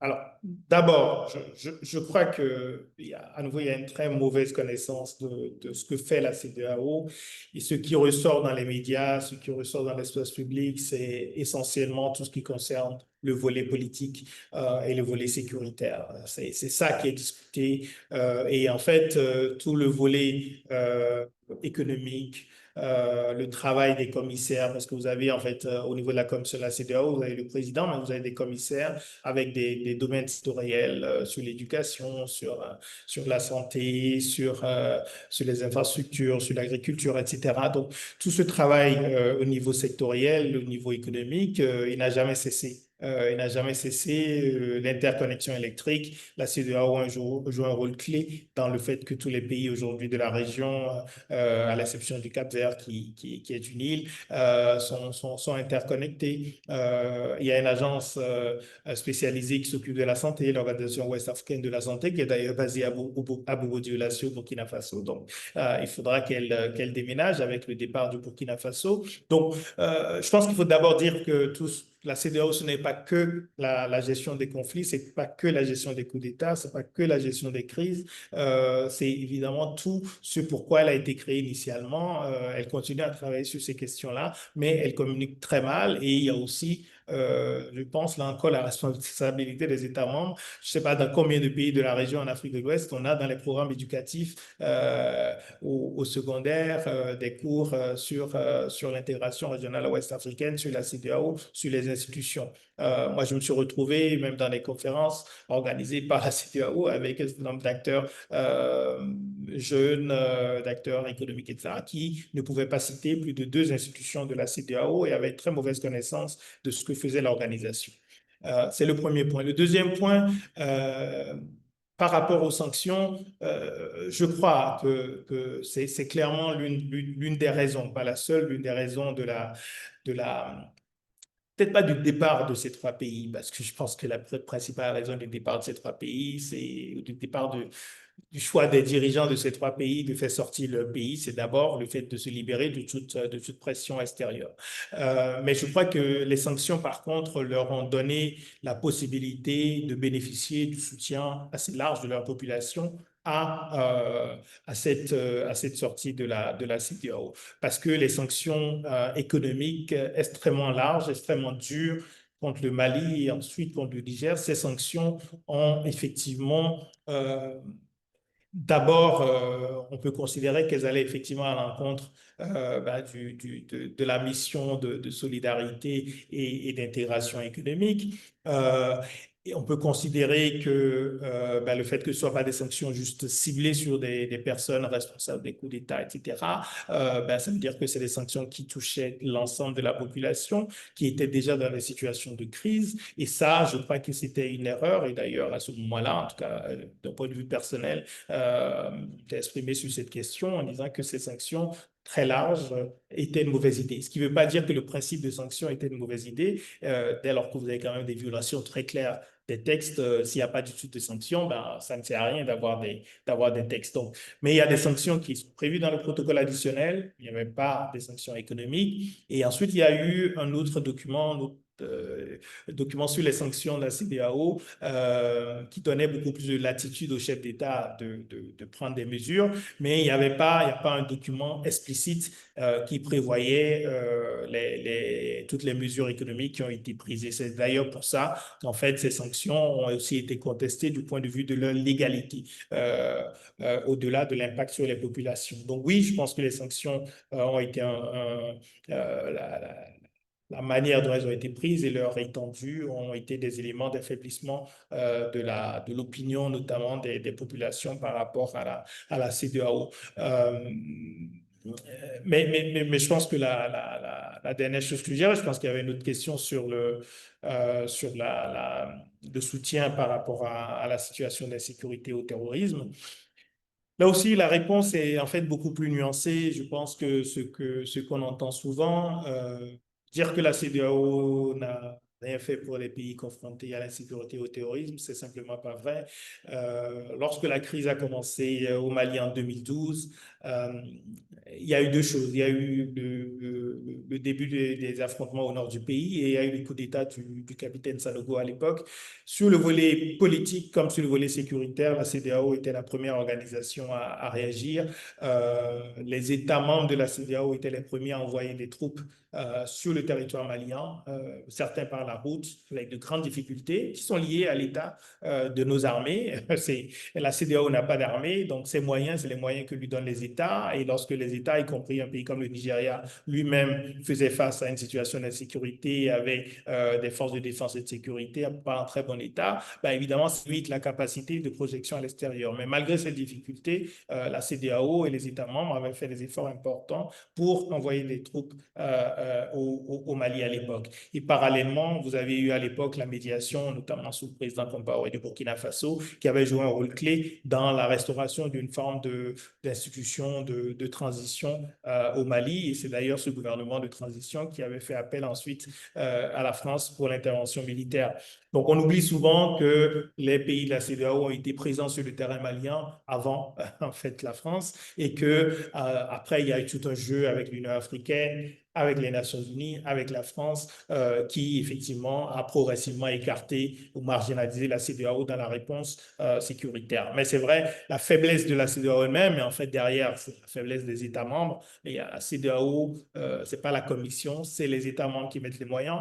La faiblesse des États membres sur le plan militaire, sur le plan de leur capacité d'action, évidemment, c'est illustré dans l'incapacité de jouer un rôle majeur dans la restauration de la sécurité et la confrontation avec les groupes armés au Mali et ensuite dans les autres pays de la région. On ne peut pas dire que la CEDEAO n'ait pas fait des efforts.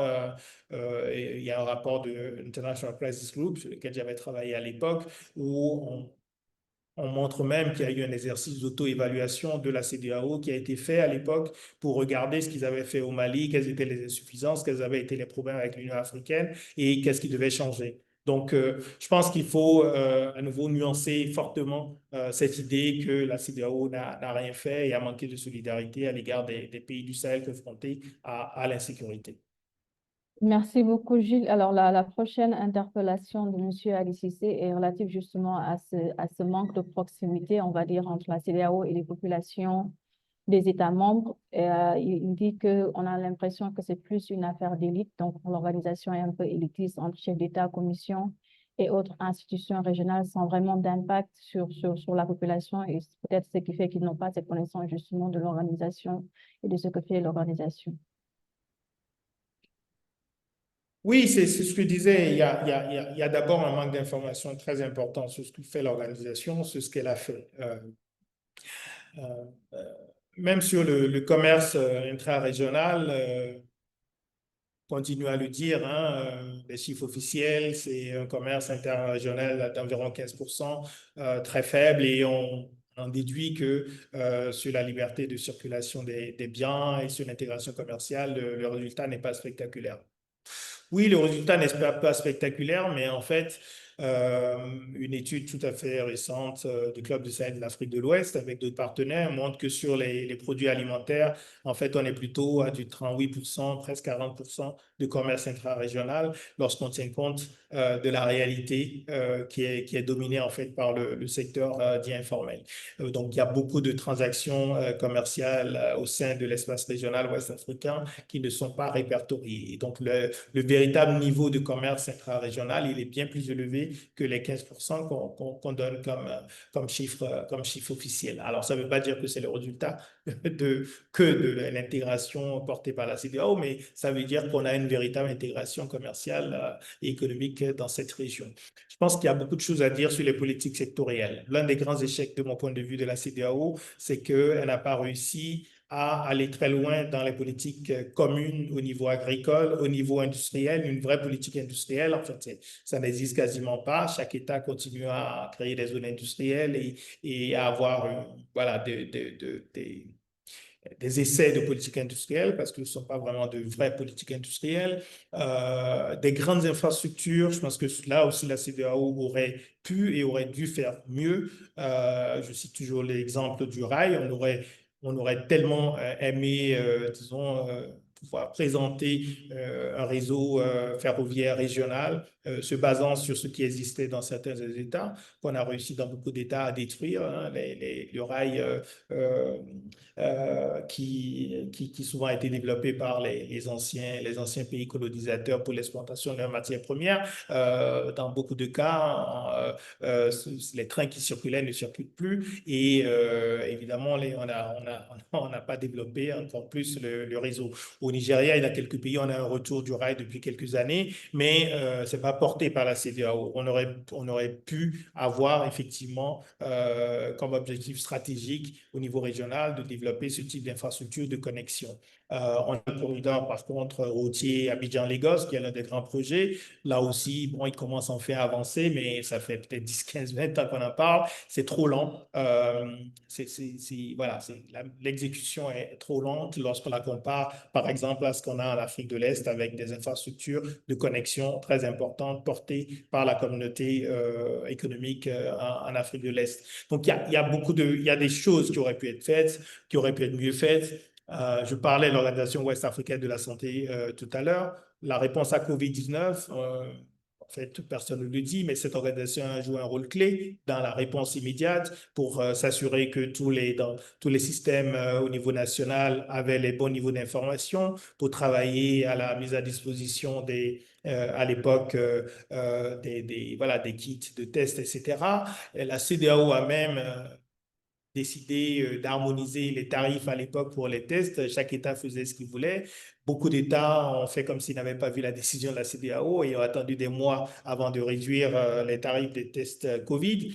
Et ça montre à nouveau que le problème majeur il est au niveau du leadership politique et du respect même des engagements par les États membres. Donc, oui, il y a beaucoup de choses qui auraient pu être faites sur la culture, sur l'éducation, sur la mobilité des étudiants, sur l'harmonisation des systèmes éducatifs. Il y a des choses qui ont été faites, mais pas suffisamment, mais à nouveau en grande partie parce que les États membres doivent donner aussi à l'organisation régionale les moyens d'action, les moyens humains et doivent aussi s'assurer de choisir évidemment les bonnes personnes à la tête des institutions, que ce soit la Commission ou d'autres institutions. Mais ça, c'est notre travail collectif hein, justement de pousser pour une CEDEAO qui soit beaucoup plus efficace et de comprendre que c'est un instrument, c'est quelque chose qui est là. Les hommes et les femmes qui dirigent passent, mais l'institution qui nous permet de consolider, disons, les forces de cette région et de réduire peut-être ses vulnérabilités, c'est cet instrument qui est précieux, c'est la CEDEAO, et il faut préserver cet instrument-là. Merci beaucoup, Gilles. Je vais prendre les quatre prochaines questions qui sont un peu liées et qui tournent autour un peu de la contribution des médias au bon fonctionnement de la CEDEAO pendant ces 50 premières années et quel est ce rôle-là que les médias ont joué en temps de crise dans l'espace et comment est-ce qu'on peut aujourd'hui envisager la question de la démocratie dans l'espace dans un contexte de musellement des médias des pays membres de la CEDEAO. Ben, à nouveau, on revient à ce que je montrais tout à l'heure comme voilà, des déterminants autres qu'électoraux de la démocratie et évidemment le rôle clé de la liberté d'expression et le rôle clé des médias. Je pense peut-être encore plus important aujourd'hui parce qu'on a en fait la possibilité pour tout le monde d'être un média à travers notamment les réseaux sociaux. On a une complexification de l'espace informationnel et on a évidemment des informations qui est massive et des outils d'intelligence artificielle notamment qui vont rendre cette désinformation encore plus massive et incontrôlable. Et c'est justement pour ça que de vrais médias professionnels avec les règles qu'il faut de vérification des faits et de distinction entre les faits et les opinions, c'est absolument important. Et c'est pour ça qu'il faut des dispositifs à nouveau régionaux qui ne sont pas une garantie ultime, mais qui donnent un cadre. Si vous n'avez pas ce dispositif, ben, il n'y a que les dispositifs au niveau national et donc les pouvoirs qui sont en place, qu'ils soient issus d'élections ou pas d'ailleurs, ben, à un moment donné, ils ont la latitude de réduire l'espace d'expression de manière générale et l'espace d'expression des médias. Donc, c'est ce qu'on observe aujourd'hui, à nouveau, pas seulement dans les pays dirigés par des militaires. On a un certain nombre de pouvoirs qui réduisent très clairement la liberté de la presse. Parfois à travers les codes sur le numérique, où effectivement on contourne les protections des journalistes par, voilà, c'est toute une nouvelle législation qui concerne essentiellement le numérique. Euh, mais vous avez aussi un élément économique qui est important, et d'ailleurs, c'était un peu l'accent qui a été mis cette année sur le rapport de Reporters sans frontières au niveau mondial, c'est que les médias, c'est aussi l'économie des médias. Et donc, au-delà du fait de supprimer l'espace des médias par la loi ou par une répression, il y a aussi la possibilité de les associer économiquement, ou en tout cas de créer les conditions pour que vous ayez des médias qui sont économiquement très faibles. Et donc, il y a un besoin de travailler pas simplement sur la liberté des médias, mais aussi sur la qualité. Et on a un vrai problème aussi de qualité des médias dans la région, qui est lié à la faiblesse de l'économie de manière générale, mais qui est aussi lié au fait qu'effectivement, c'est un secteur qui ne reçoit pas l'attention qu'il faut de la part des pouvoirs politiques, qui ont plutôt envie d'avoir des médias totalement contrôlés de les tenir finalement par notamment les publicités des agences et des entreprises publiques, etc.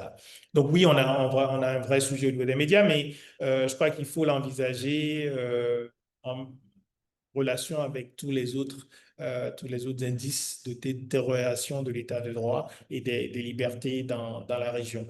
C'est aussi l'expression de la société civile qui se réduit et c'est tout ça ben, qui affaiblit en fait la qualité des institutions démocratiques.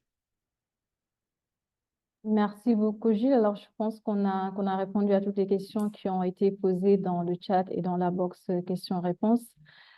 Juste peut-être revenir un peu sur les différents points qui ont été discutés. Du passage de l'intégration économique de la CEDEAO au départ avec le Togo et le Nigeria qui ont été un peu les pionniers dans un contexte bien défini et au besoin d'intégrer des éléments de paix et de sécurité, donc de stabilité collective de la région entre 1999 et le protocole additionnel sur la démocratie et la bonne gouvernance à partir de 2001, qui suivait quand même une logique de renforcer cette paix et cette stabilité dans la région où la plupart des conflits étaient le résultat justement de conflits politiques. Donc la logique là, elle était très claire. Et donc, c'est un élément important du bilan de la CEDEAO en prendre en compte sur la démocratie et la bonne gouvernance.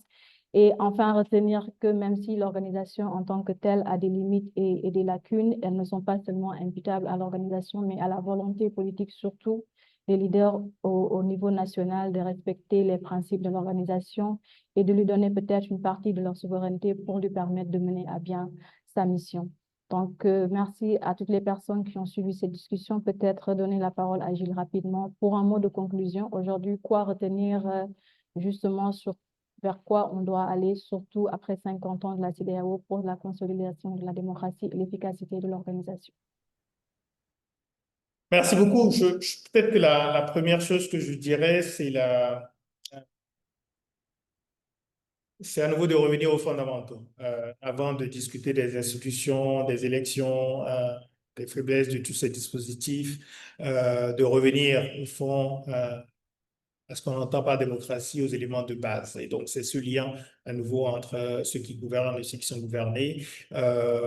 Et donc, choisir l'option démocratique ou renoncer à l'option démocratique en Afrique de l'Ouest, c'est se prononcer très clairement sur ce qu'on veut. Est-ce qu'on veut des pays où les dirigeants arrivent à la force et se maintiennent par la force et décident du moment où ils partent ou ne partent pas et font aussi un peu ce qu'ils veulent pendant qu'ils sont au pouvoir, ou est-ce qu'on préfère des systèmes où la cession au pouvoir est régulée, où la manière dont on gouverne une fois qu'on est au pouvoir est elle-même régulée, où il y a des institutions qui protègent les citoyens, qui protègent les droits fondamentaux, etc. C'est ça le premier choix à faire. voilà, il faut, je pense, être très clair là-dessus. Le deuxième choix à faire, c'est le choix des institutions politiques démocratiques. Une fois qu'on a fait le choix de la démocratie, comment est-ce qu'on choisit des institutions politiques de manière à augmenter les chances que la démocratie produise du bon gouvernement et produise donc de bons résultats pour les populations. Comment faire pour que les institutions permettent de gérer ce conflit que j'avais signalé dans la discussion entre le court terme et les impératifs électoraux et le moyen et le long terme. Nous sommes dans une région où nous avons encore besoin vraiment de construire nos systèmes, nos infrastructures, les piliers en fait du progrès économique et social. Donc, on doit travailler sur du moyen et du long terme. On travaille sur l'éducation, on donne la priorité à l'éducation. Ça veut dire qu'on ne va pas avoir des résultats qu'on puisse présenter lors des élections dans 5 ans. Donc, comment est-ce qu'on fait pour avoir des systèmes démocratiques, mais en même temps des institutions qui préservent à nouveau les chantiers de moyen et de long terme qui sont fondamentaux, des cycles électoraux et des incitations négatives liées aux élections. Donc ça, c'est un vrai travail, quasiment d'ingénierie institutionnelle qui doit faire voilà, continuellement l'objet de débats publics, de réflexion. Et c'est pour ça, de mon point de vue, que les think tanks, les centres de recherche, les universitaires doivent jouer un rôle important. Et c'est pour ça que j'ai un peu de méfiance par rapport à certains dispositifs où on rassemble juste beaucoup de personnes sur très peu de temps et on espère en sortir avec des recommandations sur le plan institutionnel. Il y a beaucoup de choses qu'on peut aussi aller voir ailleurs pour les adapter aux sociétés africaines que nous voulons. Et c'est mon troisième point, c'est penser ces institutions politiques pour les sociétés que nous voulons pour les 50 prochaines années et pas les penser pour les sociétés africaines d'hier que nous connaissons d'ailleurs pas très bien, mais dont certaines avaient des dispositifs qui peuvent bien sûr inspirer également. Et peut-être le tout dernier point, je voyais peut-être dans les commentaires aussi, voilà, les conseils de sages, des alternatives de ce type-là. Oui, on doit être innovant. Les conseils de sages existent déjà dans un certain nombre de constitutions. Une fois qu'on a dit ça, ben, on n'est pas au bout de la réflexion sur les institutions. Les sages, il faut bien pouvoir les désigner dans un contexte particulier qui ne soit pas contesté. Et il faut pouvoir travailler aussi aujourd'hui en respectant ce que les populations, les jeunes notamment, souhaitent, notamment comme espace de liberté. Et c'est pour ça que fondamentalement, je ne pense pas que le continent qui est le plus jeune au monde, où vous avez une très grande majorité de jeunes et d'enfants, je ne pense pas qu'ils aient envie d'un avenir qui soit marqué par des pouvoirs autoritaires, arbitraires, qui vont confisquer leur liberté. Et je me dis aussi souvent, on a aujourd'hui beaucoup de gens africains de la diaspora et dans d'autres pays de la région relativement démocratiques qui soutiennent fortement les régimes militaires ou qui critiquent violemment la démocratie. Généralement, en fait, ils le font parce qu'ils peuvent le faire, parce qu'ils peuvent s'exprimer, parce qu'ils sont dans des environnements où leur minimum de liberté est préservé. En fait, dans les pays dont ils soutiennent les dirigeants, il n'y a aucune possibilité d'exprimer à nouveau des points de vue. Donc, on voit bien que c'est au fond une forme, de mon point de vue aussi, euh, comment dire, d'insensibilité finalement de soutenir des systèmes dans lesquels on ne souhaite pas vivre soi-même et de les soutenir pour les autres. Je crois que l'essence de la CEDEAO et du projet communautaire, ben justement, c'est de penser l'Afrique de l'Ouest collectivement. Et on n'en a pas beaucoup discuté. Je vais terminer sur ça. Il y a des questions stratégiques pour l'avenir, notre rapport au reste du monde, nos systèmes de recherche scientifique, l'industrialisation, la transformation des matières premières. Sur toutes ces questions, nous ne sommes pas seuls. Nous devons négocier avec le reste du monde, avec des grandes, des petites, des moyennes puissances. Le fait d'avoir un bloc régional, ben, c'est aussi avant tout une manière d'être plus fort face à tous les autres blocs qui vont défendre des intérêts, qui les défendent, qui continueront à les défendre de manière parfois très, très abrupte, et on le voit aujourd'hui au niveau mondial. Et c'est pour ça qu'un affaiblissement collectif au niveau ouest-africain est, je pense, une erreur stratégique absolument majeure et dangereuse pour nos populations. Merci beaucoup, Gilles, sur ces propos. On est plus fort ensemble, surtout face à un monde qui est de plus en plus en mutation. Donc, c'est sur ces mots que nous vous disons au revoir et rappeler peut-être aux personnes qui sont là que l'enregistrement de ce dialogue sera disponible dès demain sur notre chaîne YouTube et qu'elle pourra être largement partagée. Merci à tous et excellente fin de journée.